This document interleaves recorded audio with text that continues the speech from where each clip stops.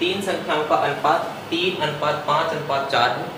संख्याओं के वर्गों का योग 200 है। सबसे बड़ी संख्या और सबसे छोटी संख्या का अंतर कितना होगा ये हमें ज्ञात करना है।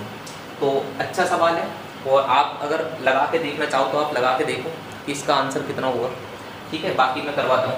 देखो तीन संख्याओं का अनुपात दे रखा है, तो सबसे पहले तो इसमें देखो गलती क्या हो जाती है कि जो हम नॉर्मली गलती करते हैं वो क्या हो जाती है मिस्टेक, कि जैसे मान लो हमें तीन संख्या दे रखी है, ठीक है, हम ABC मानते हैं, ये हमारी तीन संख्या है ABC। कितना अनुपात दिया है 3:5:4, ठीक है 3:5:4।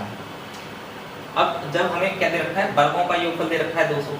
अब वर्गों का योग करेंगे तो हम क्या करते हैं, वर्गों का योग करते समय कि भी हम सीधा सा वर्गों का योग निकालेंगे। ये संख्या दे रखी है, अब इनके वर्गों का हम योग निकालेंगे। ठीक है, वर्गों का योग कैलकुलेट कर लेंगे। तो वर्गों का योग कैलकुलेट करेंगे तो कितना हो जाएगा, 3 का वर्ग हो जाएगा 9 प्लस 5 का वर्ग हो जाएगा 25 और 4 का वर्ग कितना हो जाएगा 16। अब इसे हम जोड़ेंगे तो कितना हो जाएगा, वर्ग हो जाएगा अपना कितना, ये हो जाएगा 9 और 16 और 25 और 25 कितना 50। ठीक है, योगफल कितना आ गया ये हमारा, ये पूरा आ गया 50। अब हम सोचते क्या है कि भाई योगफल दे रखा है, वर्गों का योग हमने कर लिया और 50 का मान कितना लगा देते हैं, सीधा सा 200। यानी 50 का मान कितना लगाया हमने 200। एक भाग निकालेंगे तो कितना आ जाएगा, 50 से सीधा सा इसे काट देंगे। जब 50 भाग 200 है तो एक भाग कितना हो जाएगा, 50 से काटेंगे तो कितना आ जाएगा, ये आ जाएगा 4। अब जैसे ही एक का मान एक भाग आया तो फिर हम क्या सोचते हैं कि भाई पहले जो सबसे बड़ी संख्या है, सबसे बड़ी संख्या और सबसे छोटी संख्या का अंतर पूछा है, तो सबसे बड़ी संख्या क्या है 5 और सबसे छोटी संख्या क्या है 3 है। और इसका हमने अंतर निकाला तो अंतर कितना आया, सबसे बड़ी का और सबसे छोटी का जो अंतर आया वो आया 5 में से 3 हटा देंगे, सबसे बड़ी तो 5 है और सबसे छोटी 3 है, तो 5 में से 3 गया तो कितना बचा 2। अब हम क्या लगाते हैं कि एक भाग तो 4 है तो 2 भाग कितना हो जाएगा, 4 से गुणा करा देंगे तो कितना आंसर आ जाएगा 8। ये आंसर हम टिक कर देंगे और ये पहले ही विकल्प में दे रखा है जो कि पूरी तरह से गलत आंसर है। ठीक है, ये मिस्टेक सिंपल सी है लेकिन हो जाती है अक्सर। अब ये मिस्टेक ना हो तो इस तरह से कैसे करेंगे, जब भी आपको आप ध्यान रखना है कि जब भी वर्गों का योग दे रखा हो तो ये जो आप एक भाग का मान निकाल दो कि 1 यूनिट का मान 4 आ गया, इसका 1 यूनिट का मान 4 ना है, इसका रूट और निकालना पड़ेगा तब जाके 1 यूनिट का मान आएगा। यानी जो एक भाग का मान आया है 4, इसका हमें क्या करना है, 1 यूनिट का मान जब भी आए तो आप ध्यान रखना है इसका वर्गमूल निकाल देना है, तब जाके 1 यूनिट का मान आएगा। तो 4 का वर्गमूल कितना आएगा 2। तो ये सही मायने में 1 यूनिट का मान आया है। कि अभी बताऊंगा मैं किस तरह से डिटेल से कि ये 2 कैसा है। तो 1 यूनिट का मान कितना है 2। अब निकालेंगे हम, सबसे बड़ी संख्या 5 है और छोटी संख्या 3 है। अब इनका अंतर कितना हो जाएगा 2 भाग और एक भाग कितना है 2, तो 2 की जब 2 से गुणा कराएंगे तब जाकर हमारा सही आंसर आएगा। तो सही आंसर कितना होगा 4।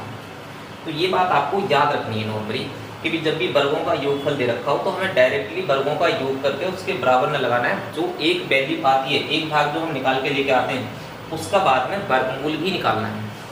अब इसे देखिए कैसे कि भी ये चीज़ दिक्कत कैसे कर देती है, कहाँ से दिक्कत आती है, वर्गमूल क्यों निकालना पड़ रहा है। तो इसे हम थोड़ी देर के लिए बेसिस से समझेंगे। जैसे मान लो हमें ये अनुपात दे रखा है A:B:C, 3 संख्या हमें दे रखी है A, B और C। ठीक है, बेसिक से थोड़ा कर ले रहे हैं। तो बेसिक से क्या है, ये 3 दे रखी है, ये 5 दे रखी है और ये कितने दे रखी है 4। हम थोड़ी देर के लिए क्या मान लेंगे, इनका सबका जो जैसे छोटी क्लास में करते हैं x मान के x मान लेंगे। अब इनके वर्गों का योग करेंगे। ठीक है, वर्ग करेंगे, वर्गों का योग हम क्या करेंगे। तो वर्गों का योग निकालेंगे तो 3 का वर्ग कितना हो जाएगा, देखो 9x² हो जाएगा। 5x का वर्ग करेंगे तो कितना हो जाएगा 25x² हो जाएगा। और जब हम 4x का वर्ग करेंगे तो कितना हो जाएगा 16x² हो जाएगा। अब इसका सबका वर्ग करके जोड़ना है, योगफल निकालना है क्योंकि हमें वर्गों का योग भी दे रखा है। अब 9x², 25x², 16x² को जोड़ेंगे तो ये कितना हो जाएगा 50x² हो जाएगा। कितना हो गया 50x²। और 50x² का मान कितना दे रखा है, यानी सब 3 संख्याओं के वर्गों का योग करा और वो योग कितना दे रखा है 200। तो हम इसके बराबर के लगा देंगे 200।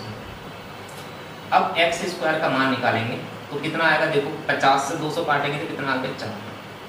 यानी x² का मान 4 आया है। अब हमें क्या निकालना है, x का मान निकालना है। तो x का मान कितना हो जाएगा प्लस माइनस के 2। ठीक है, तो ये x का मान निकल कर आ गया 2।